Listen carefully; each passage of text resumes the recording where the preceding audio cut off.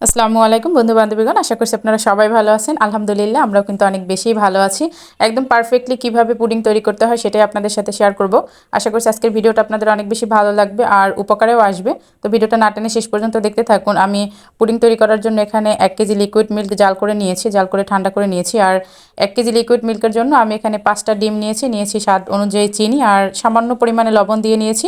আপনারা কিন্তু লবণটা চাইলে স্কিপ করতে পারেন। আমার কাছে লবণটা দিলে বেশি স্বাদের মনে হয়, এজন্য আমি সবসময় লবণটা ব্যবহার করি।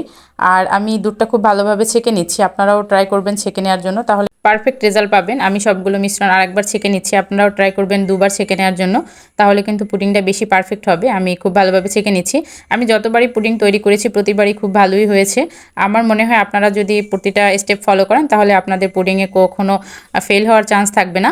আমি যেই বাটিতে পুডিংটা সেট করব ওই বাটিতে ক্যারামেলটা করে নিব। আর ক্যারামেলটা করার জন্য অবশ্যই দুইটা জিনিস ফলো করতে হবে, চুলার আঁচ কিছুতেই বাড়ানো যাবে না।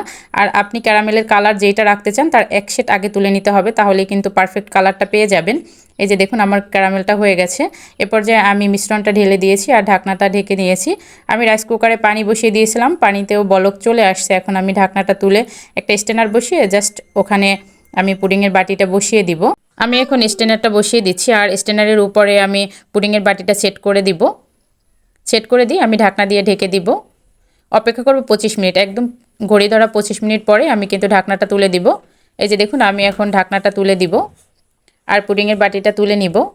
আপনারা পুডিং তৈরি করার পরে 3 থেকে 4 ঘন্টা ফ্রিজে ঠান্ডা করে নেবেন।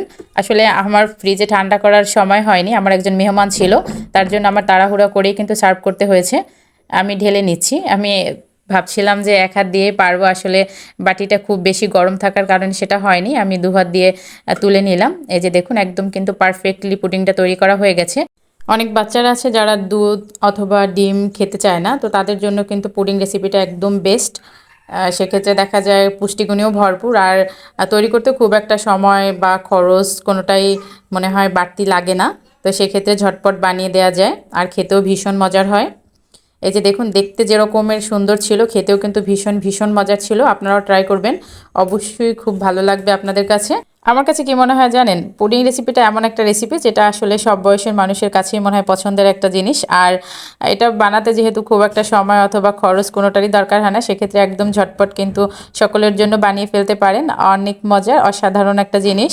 আপনারা কিন্তু এর থেকে কম ডিম দিয়েও বানাতে পারবেন, ছোট বড় যে কোনো সাইজের বানিয়ে নিতে পারবেন আপনাদের ইচ্ছে মতো। যারা এখনও আমার ফেসবুক পেজটি ফলো করেনি অবশ্যই কিন্তু ফলো করে দিবেন।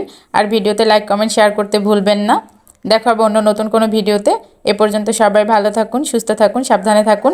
আর আমার সাথে থাকার জন্য সবাইকে ধন্যবাদ। আল্লাহ হাফেজ।